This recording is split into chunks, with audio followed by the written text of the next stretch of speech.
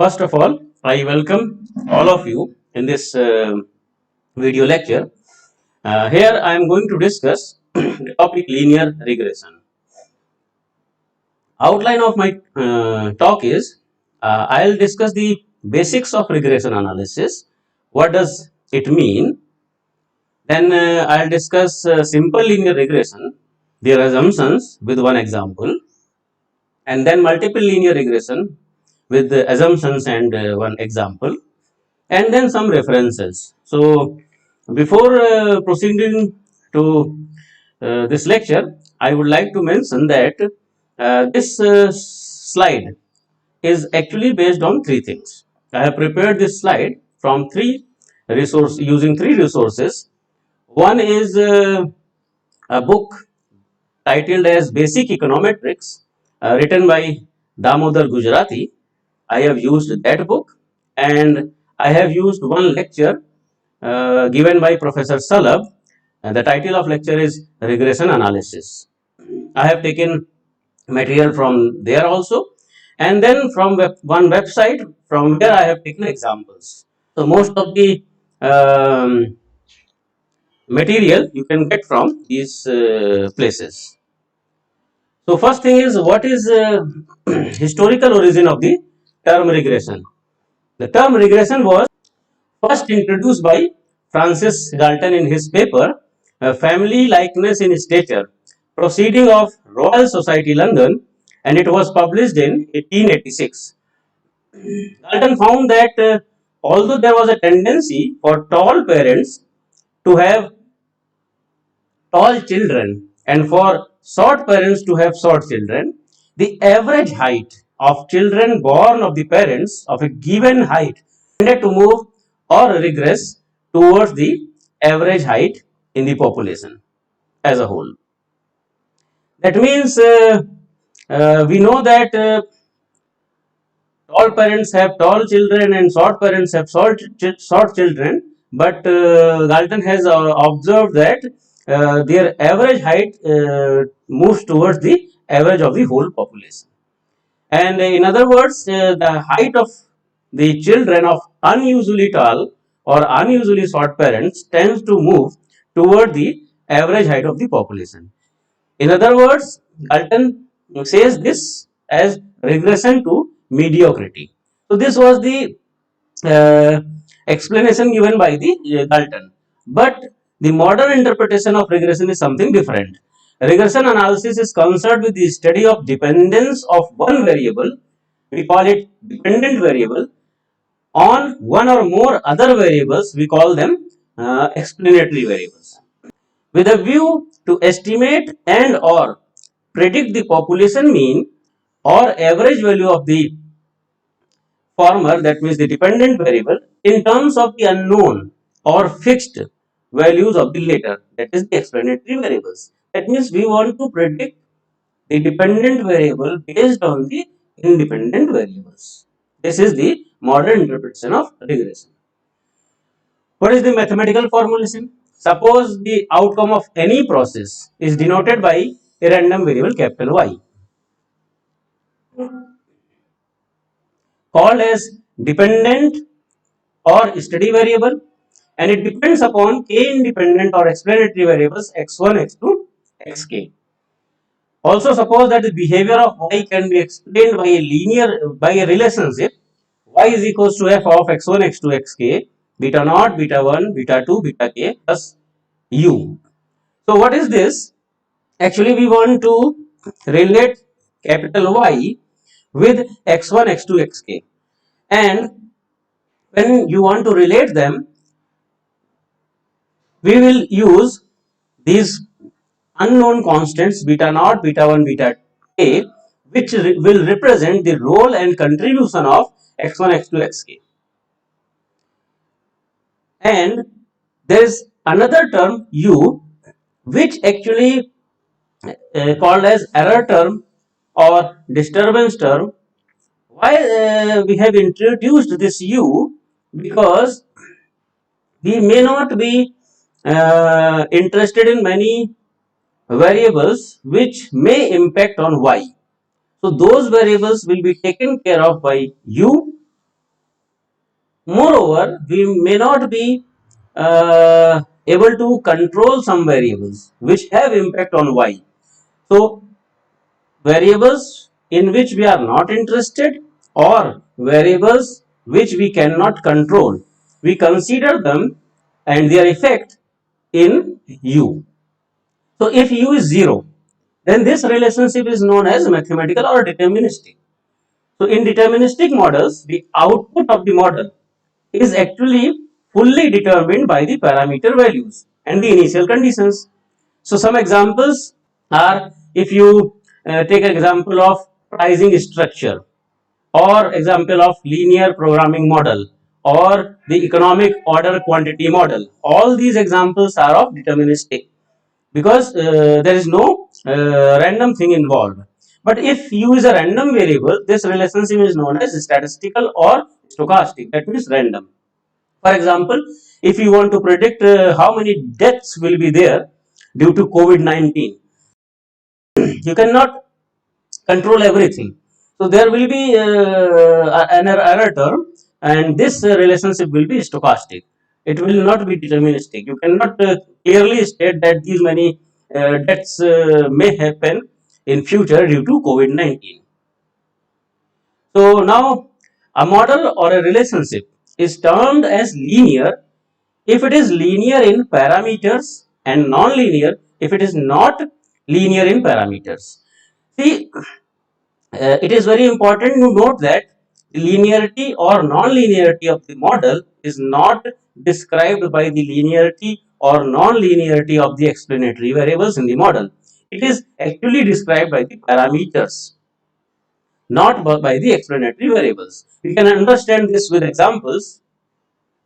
If we take y is equals to beta naught plus beta 1 x1 square plus beta 2 square root of x2 plus beta 3 log of x3 plus u.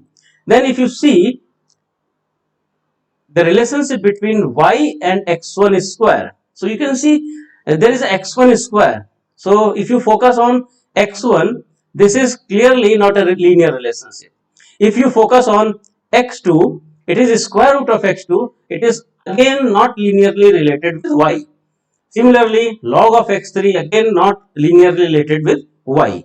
So this is not a linear relationship in terms of the x1, x2, x3.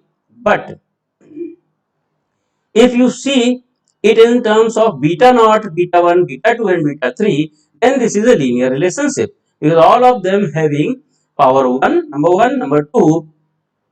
We can understand this with the using partial derivative of y with respect to beta naught or beta 1 or beta 2 or beta 3. So if you take partial derivative of y with respect to any of these parameters, if it comes out to be independent of that particular parameter, then the relationship will be linear. For example, if I take the partial derivative of y with respect to beta naught, then I will get 1 because these will become 0. And 1 is actually a constant and it is independent of beta 1, beta naught. If you take the partial derivative with respect to beta 1, you will get x1 square, and that is again independent of beta 1. If you take partial derivative of y with respect to beta 2, you will get square root of x2, which is again independent of beta 2. So similarly, you can find partial derivative of y with respect to beta 3, and you will get log of x3, which is again independent of beta 3. So we can clearly say that this there is a linear relationship between y and betas. But if you take this example, y is equals to beta naught plus beta 1 is square x1 plus beta 2 x2 plus beta 3 log of x3 plus u.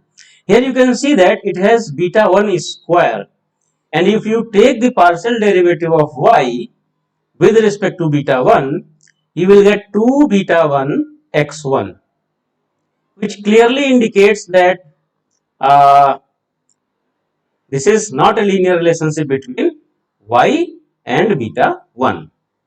So this is a non-linear relationship. So this is a non-linear model and this one is linear model. So when the function f is linear in parameters, then y is equals to this f of x1, x2, xk, beta naught, beta 1, beta 2, beta k plus u is called a linear model. And when the function f is non-linear in parameters, then it is called a non-linear model. In general, we write down f as is equals to beta naught plus beta 1 x1 plus beta 2 x2 plus dot dot dot beta k xk to describe a linear model. And this is the reason most people confused, because now if you see x1, x2, xk, they are again related with y as a linear function. So this is a beta and x both are actually linearly related, and this is the where the confusion arises. But remember that our checking is about whether y or this f is linear in parameters or not. We have to verify only that. So what is our aim actually, what we want to do? So the linear statistical modeling essentially consists of developing approaches and tools to determine the parameters beta naught, beta 1 and beta k in the model. Y is equals to beta naught plus beta 1 x1 plus beta 2 x2 plus dot dot dot beta k xk plus u.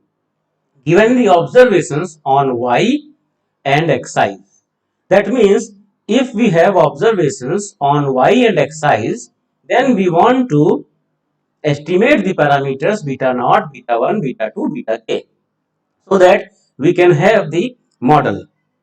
And this is our statistical modeling. And how to do that?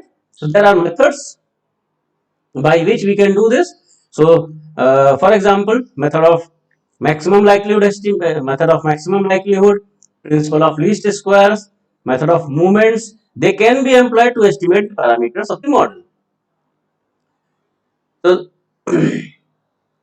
what is the meaning of regression? So the literal meaning of regression is to move in the backward direction. So how to understand what is the meaning of moving in backward direction? To understand this, first we focus on these two statements. Statement number one is model generates data, and statement number two is data generates model. So which of these two statements is correct actually? Actually, S1 is correct. It can be broadly thought that the model exists in nature but is unknown to the experimenter. For example, we do not know how this COVID-19 infections are there, how they are propagating actually. But there is some model in nature by which it is spreading.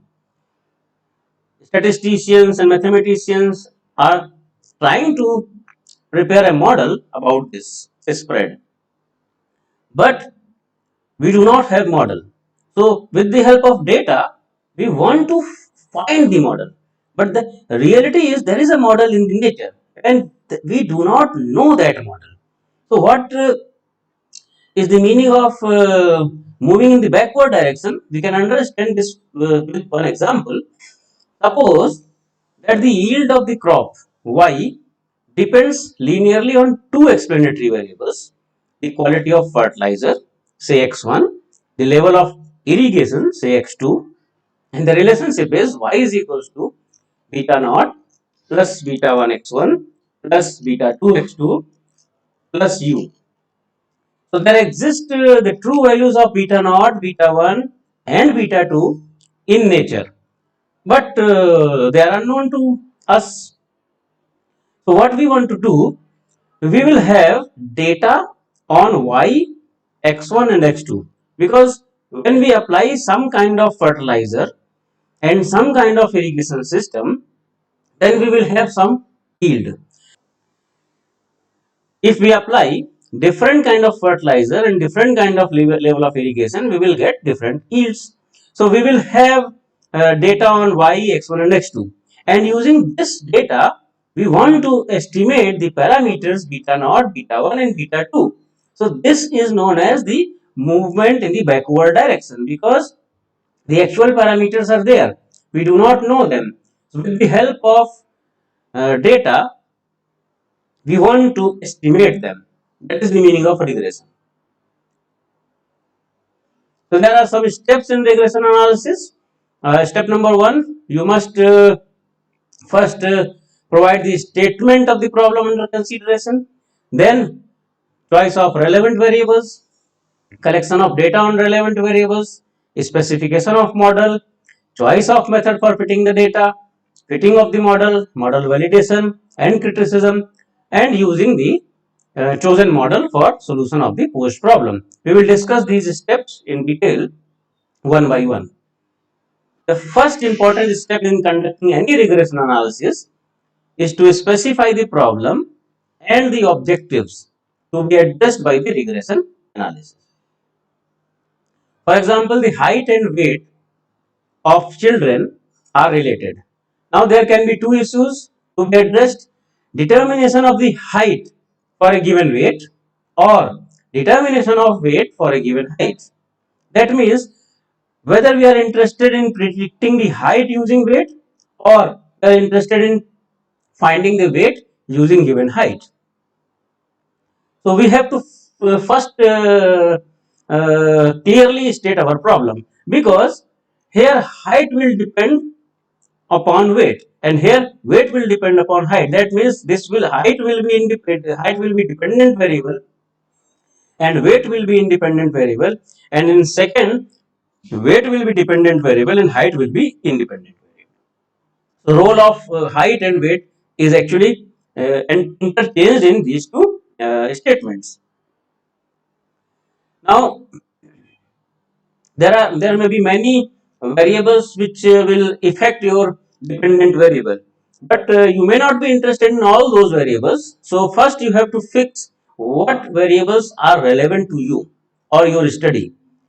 So for example, in agriculture experiment, the yield depends upon explanatory variables like quantity of fertilizer, rainfall, irrigation, temperature. It may depend upon quality of seed and many things.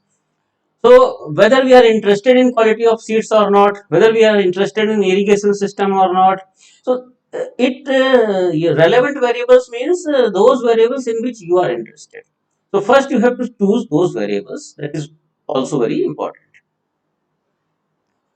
Once the objective of study is clearly stated and the variables are chosen, the next question arises to collect the data on such relevant variables. And data is actually the measurement of these variables. So when you collect the data, you can collect data in many ways. I will explain this with one example.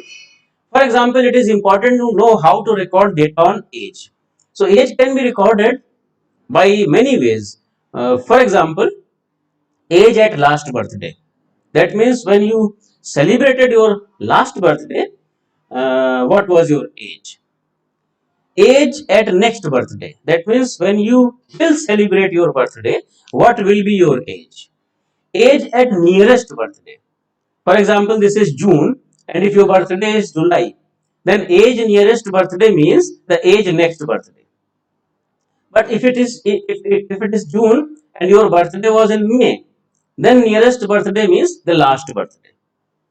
So how you are going to take data, that is also important. That can be directly written as a date of birth.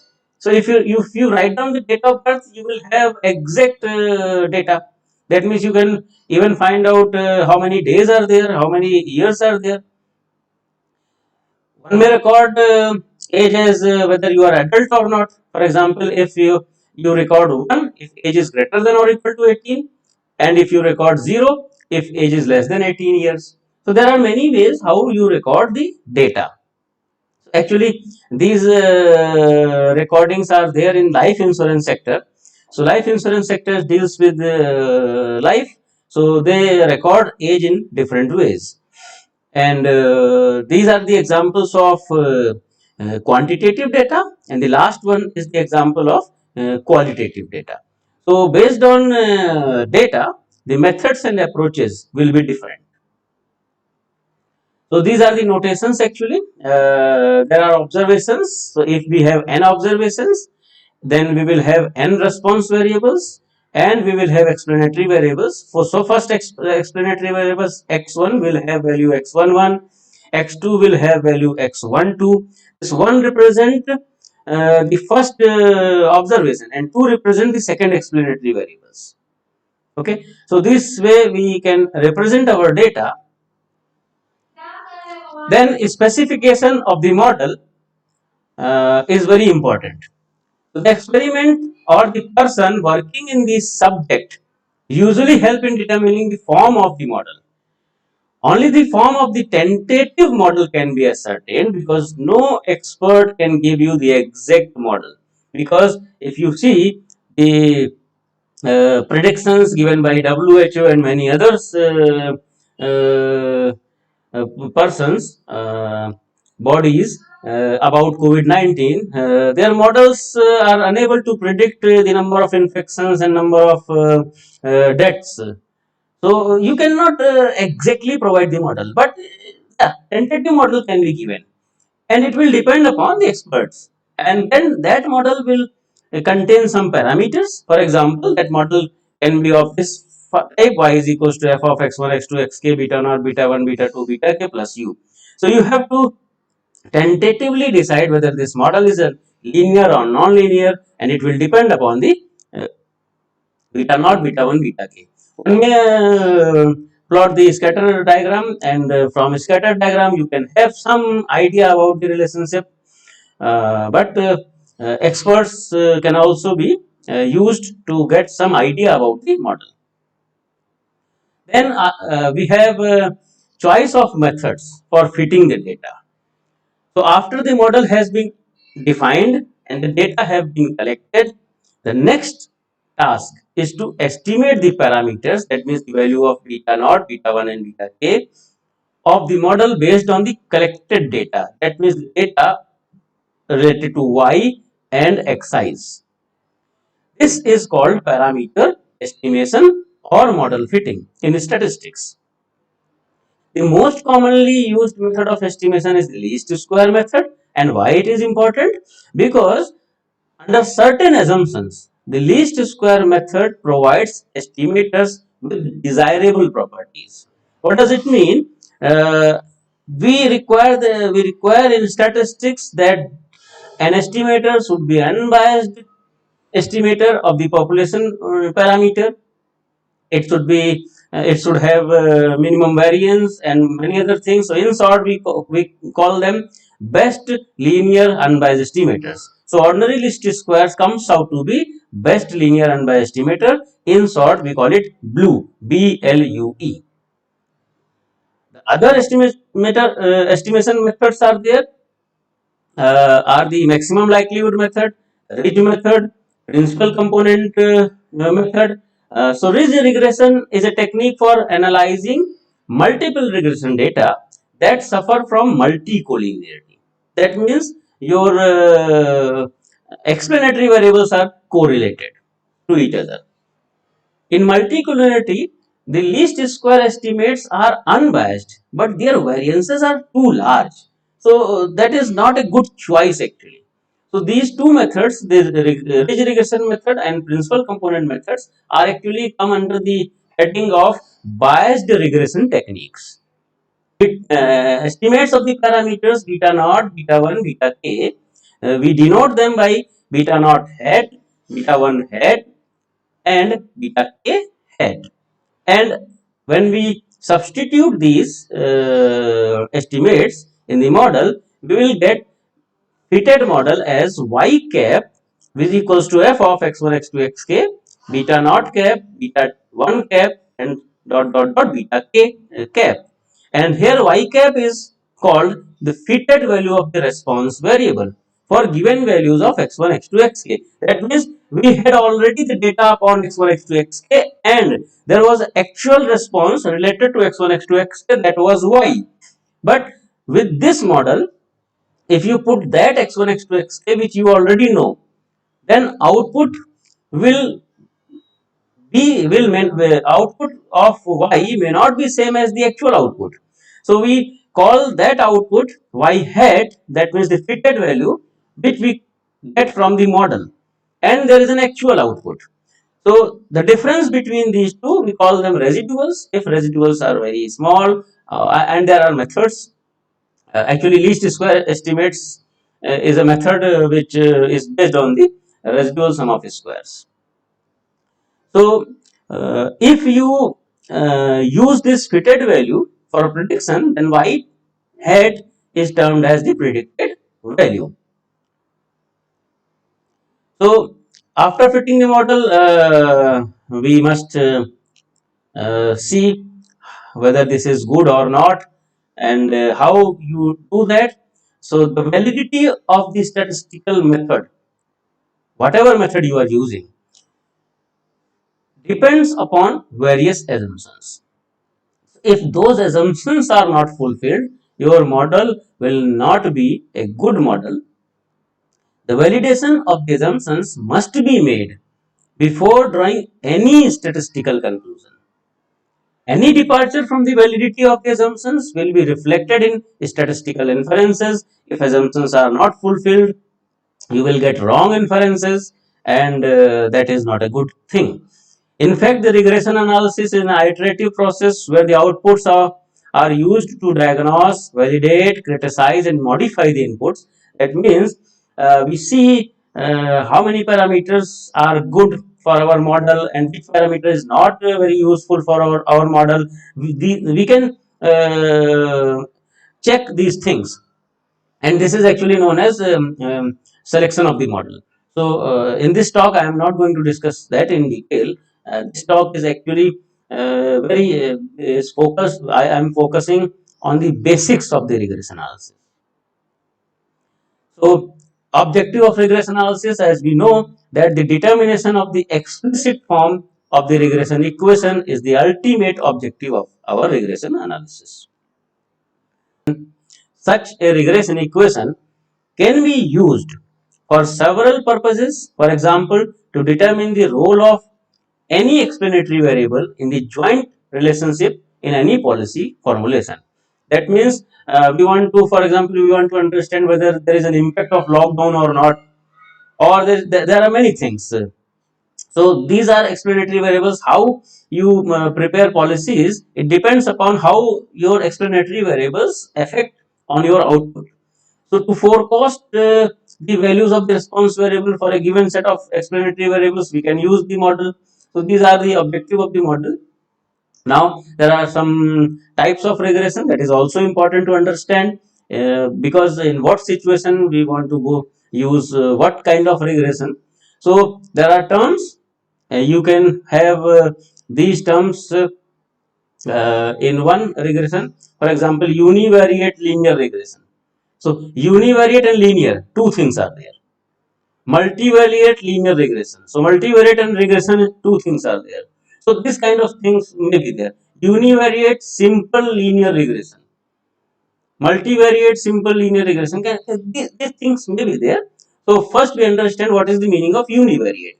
So when you have only one quantitative response variable, so that means your response variable decide the name univariate and multivariate.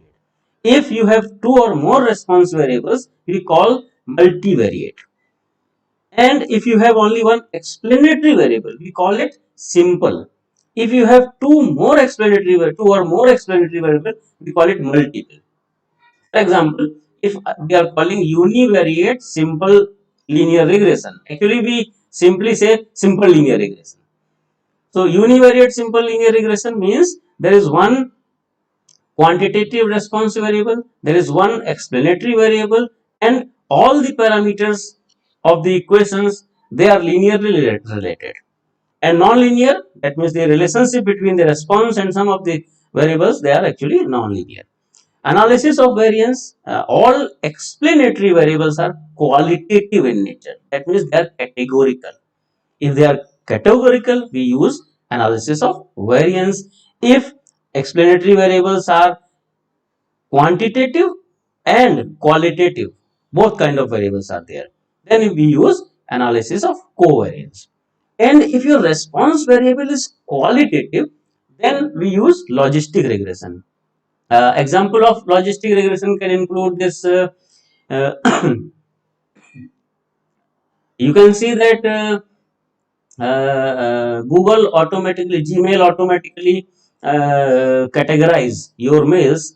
One they will put in your spam box, one they will put in your inbox. So if you see inbox as one category, spam box another category, then these are the response variable. So based on the text in the mail, Gmail bifurcates or categorize any email into two parts. One is whether it should put in the inbox or in spam. So that kind of situation is can be dealt by the logistic regression. So now we focus on simple linear regression, and we start with example uh, taken by the Dalton. So this is father's height and this is son's height. So if we focus on if we collect some persons having 60 inches height and they have sons also, so we plot the height of all sons, then this may be the data. I said this is the hypothetical data. So for 65 inches father, we may have different data and so on. So this cross within a circle, this is the average of this vertical data. This cross within a circle is an average of vertical data. So what we are seeing here, these averages are increasing when you increase the heights of father. So that means we can say that on an average, this expected value represents the on an average. So expected value of y, that means the height of son, given that height of x, that is related with x with a linear relationship. So this is the idea of the regression analysis. And in general, you can say y is equals to beta naught plus beta 1x plus some error term. The expected value of u is actually 0, which gives us this expression. So that means we are saying that the father's height is related with average height of the son. Similar example, we know that when we ages, our height increases up to a certain time. So this is again an example of linear regression of the same kind. Then there will be example of claim insurance. For example, if you take the example from insurance sector, and when you put a claim to the company may provide the exact amount whatever you claim, or it will see whether your claim should be given complete or there should be anything else. So they will check and they will make payment to you. So the claim and payment will be highly correlated, and you can see that we can define a linear relationship between payment and claim. So that linear relationship can also be written as this expression. An example 4 is from economics, that is Keynesian consumption model. It says that y is equals to beta naught plus beta 1x plus u, where beta 1 is between 0 and 1, where y is consumption expenditure, x is income. So you know that when income increases, the consumption expenditure also increases on an average. So what we are saying, why we are taking beta 1 in between 0 and 1, because whatever you will get, for example, if 1 unit increase in your income, then you are not going to completely spend that 1 unit. This is the idea. So expenditure will be something less than the income. So this beta 2 measures the marginal prosperity to consume, because if you uh, not beta 2, it should be beta 1. There is a typo, it should be beta 1, and here it should be beta naught and beta 1. Okay, so this is known as marginal prosperity to consume, and this again graphically we can represent this as expected consumption is same as this. Now, one very important thing is regression versus causation. Although regression analysis deals with the dependence of one variable on the other variable, it does not necessarily imply causation. For example, height of child depends upon the height of father.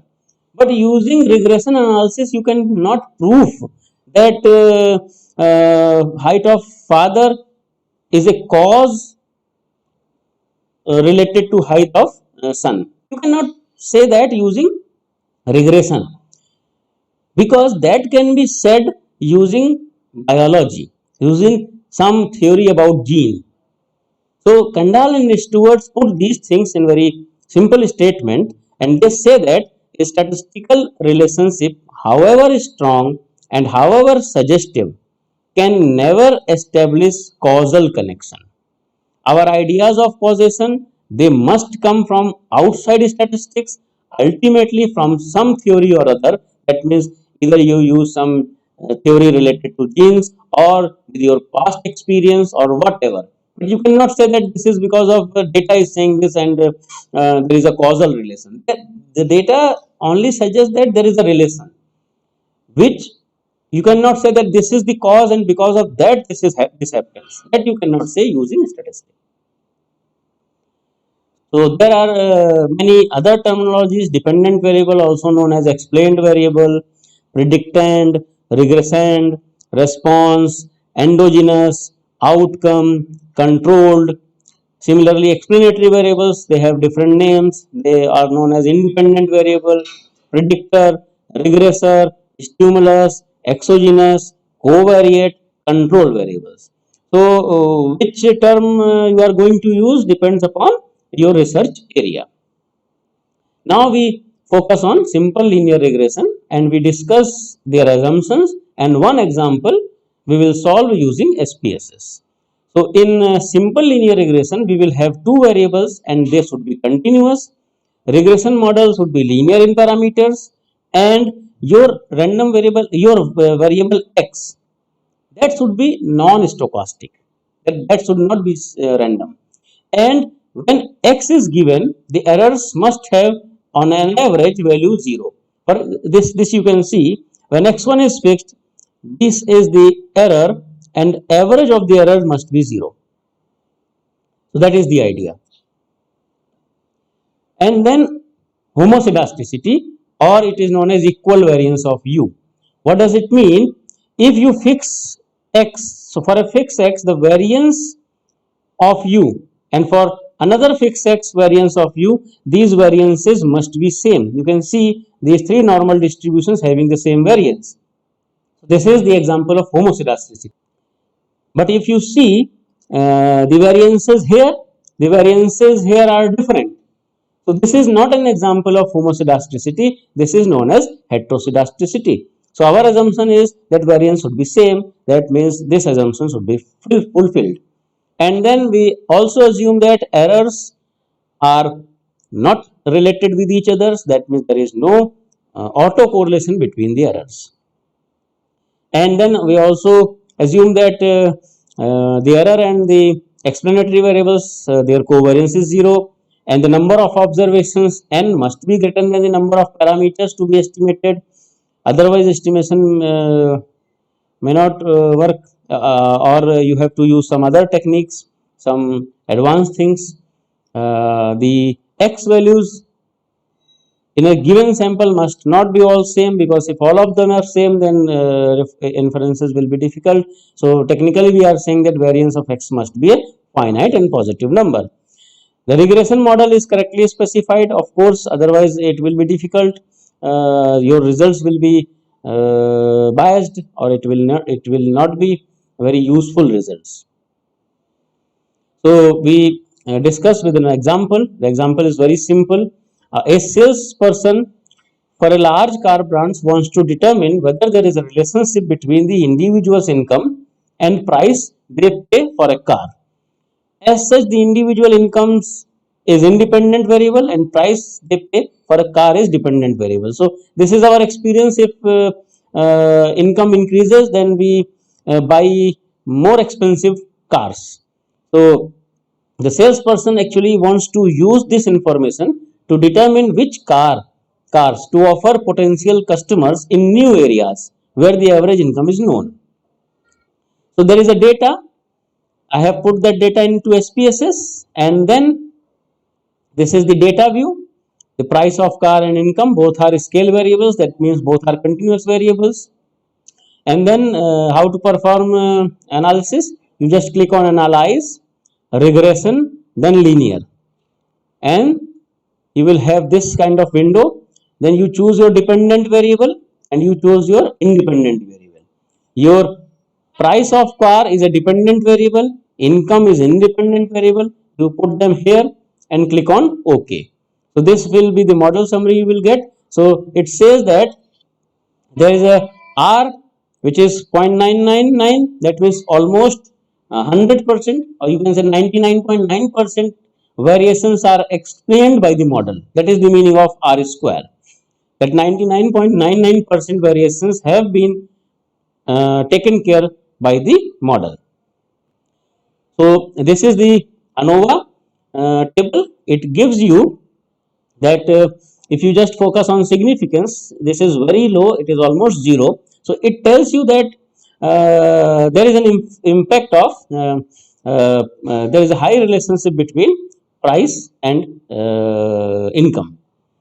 And coefficients means it will give you the values of parameters beta naught, beta 1, and so on. So we have only two coefficients. Constant means beta naught, and income coefficient is 1.967, that means our beta 1. So what is our model? Our model is price of the car is average price of the car actually. This is this constant which is beta naught given here, and 1.967, that means beta 1 times income. So what it says that if your income increases by 1 unit, then your price of car will increases by 1.967 units. That is the idea of the model. So this was the example of simple linear regression. Now we will focus on multiple regression. So multiple regression is an extension of simple regression. It is used when we want to predict the values of a variable based on the values of two or more variables. So for example, you could use the multiple regression to estimate whether exam performance can be predicted based on revision time, test anxiety, lecture attendance, and gender. You could also use multiple regression to understand whether daily cigarette consumption can be predicted based on smoking duration, age when started smoking, type of the smoker, income, and gender. So these are actually examples where we can use multiple regression. Multiple regression allows you to determine the overall fit, that means variance explained of the model, and the relative contribution of each of the predictor to the total variance explained. That means each explanatory variables, what they are contributing and how collectively they are contributing. For example, you might want to know how much of the variation in exam performance can be explained by revision time, text anxiety, lecture attendance, and gender as a whole, but also the relative contribution of each of the independent variables in the explaining variance. So it gives you the opportunity to understand both. So here are assumptions also, and all other assumptions are same. There is a one extra assumption of multicollinearity. So we'll discuss that. So your dependent variables will be measured on continuous scale. You have two or more independent variables. They can be continuous or categorical. You could have independence of observations. That means your observations should be independent, and this can be tested using Durbin-Watson statistic. If you use Durbin-Watson statistics, using that you can check this assumption. And then there should be linear relationship. Your data needs to show homoscedasticity. Homoscedasticity can also be checked using Bartlett's test and Levin's test. So if your data is very good and it is from normal distribution, then Bartlett's test is very powerful, and if it is some departure from the normality, then Levin's test is good. And how to check the normality assumption? normality assumption can be checked with using histogram or normal PP plot. Now the sixth assumption is very important. Your data must not show multicollinearity. That means it occurs when you have two or more independent variables that are highly correlated with each other. Because when independent variables are correlated to each other, then this leads to the problem with understanding that which independent variable contributes to the variance explained in the dependent variable, as well as there are some technical issues also. So multicollinearity can be checked using variance inflation factor. If your variance inflation factor is from 1 to 10, there is no multicollinearity, and if it is less than 1 or more than 10, then there is a multicollinearity. So variance inflation factor, this is also given in SPSS, and then there should not be no significant outliers. This can be checked using box plot, and finally you need to check the residuals which are approximately normal. So I have already told you that normality can be checked using histogram or normal PP plot. So when all these assumptions are fulfilled, then you can use multiple regression analysis. So for that I have taken one example. It is a long read. So first I will focus what is VO2 max, based on which this example is there. So VO2 max is the maximum amount of oxygen which you intake when you put yourself in excessive exercise. So when you perform excessive exercise, then your oxygen intake will be high. So we want to know what is the maximum intake in that situation. So that is VO2 max. So a health researcher wants to be able to predict VO2 max, which is an indicator of fitness of health. Normally, to perform this procedure requires expensive laboratory equipments and necessitates that an individual exercise to their maximum until they can longer continue exercise due to physical exhaustion. This can put off those individuals who are not very active, very fit, and those individuals who might be at higher risk of ill health. For example, older unfit subjects. For these reasons, it has been desirable to find a way of predicting an individual's VO2 max based on attributes that can be measured more easily and cheaply. To this end, a researcher recruited 100 participants to perform a maximum VO2 max test, but also recorded their age, weight, heart rate, and gender. Heart rate is the average of the last 5 minutes of 20 minutes. Much easier, lower workload cycling test. The researcher's goal is to be able to predict the VO2 max based on these four attributes: age, weight, heart rate, and gender. So this is the data view of the data, and we perform multiple linear regression. Just select analyze, regression, and linear, and then select dependent and independent variables. Here clearly our dependent variable is VO2 max, and these are the independent variables. You just select all of them, then you click on statistics. You will get this thing, and if you select collinearity diagnostic, if you select it, then it will give you variance inflation factor, and using that variance inflation factor you can understand whether your explanatory variables are related with each other or not. And if you put tick on Durbin-Watson test, then it will give you independence of observations. So just click all these things and click on OK. This is the model summary. Model summary gives you R square, which is 0.71, which says that 71% of the variation can be explained by these four variables, and adjusted R square is 0.698. And what is adjusted R square actually? The adjusted R square is a modified R square that has been adjusted for the number of predictors in the model. For example, we have 4 predictors here.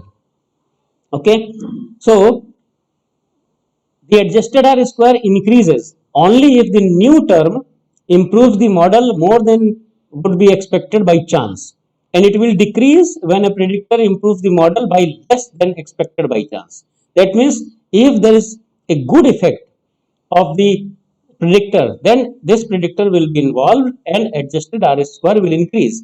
And if there is no good effect of that predictor, then adjusted RS square will decrease. So you can see here the adjusted RS square is decreased. That means some of these factors may not be very useful. So we will see them. And this is the analysis of variance table, which says that significance is 0. That means there is some relationship and regression is good.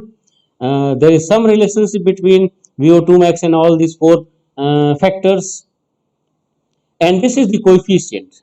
So first we focus on unstandardized coefficients. So this is a constant. That means this is your beta naught. This is your estimate of beta 1. This is the estimate of beta 2, beta 3 and beta 4. So if you write down the model looks like this. VO2 max is equals to 22.415. That means this is your beta naught. Then your beta 1 times age, then beta 2 times heart rate, then beta 3 times weight, and beta 4 times gender. So what it says that if you increase your age by 1 unit, your VO2 max will decrease by 0.071 unit. That means if you increase your age, the oxygen intake will decrease. Similarly, if you increase your weight, oxygen intake will decrease. And if you increase your heart rate, oxygen intake will increase. So if we want to compare, for example, age and weight, so you see that age, the coefficient is 0.071 and weight, the coefficient is 0.074. If you want to know whether which one is having more effect, then you first focus on the standardized coefficients, because standardized coefficients gives you the these coefficients which are unitless. These unstandardized coefficients actually they are with unit. So if you want to compare age, effect of age and weight to each other, then you know that age has some different units and weight has some different units. So if you compare directly these two numbers, this will be difficult because they are unstandardized. So if you want to compare age and weight, you have to focus on standardized coefficients and see age has minus 0.71 and weight has minus 0.13. So it clearly says that this weight has more impact than this one. Number one. Number two, what is the meaning of significance? If your significance is very low, then that coefficient is useful. So for example, this constant is useful and this is very high. So age is not very useful. So you can remove this age from the model. Heart rate is useful. The weight is again not very useful. You can also remove the weight, and gender is useful because it is less than 5%. So this was the example in which we can have multiple linear regression, and this is the coefficients. Remember that unstandardized coefficient if you use, this will give you the model, but if you want to compare two explanatory variables, it is always good to use standardized coefficients because they are unitless. So in this talk I wanted to discuss these things. So what we have done, we have seen that what is the meaning of regression analysis and what was its historical perspective and what is the modern perspective, and we have seen the assumption and things about simple and multiple linear regressions. So these are the references. This is a very good book, Basic Econometrics, 4th edition, written by the Damodar Gujarati. So the assumptions and this homoscedasticity and all those things I have taken from this book. And there is a course MTH 416 regression analysis given by the Professor Salab of IIT Kanpur. So I have taken the introductory part from his lecture notes, and this is the third website, statistics.ler.com. I have taken the last two examples which was discussed on the basis of SPSS. I have taken those examples from this website. So thank you all for your patience hearing. I would be happy to get your feedback on this lecture, and will try to provide some more lectures on the topics. Thank you once again.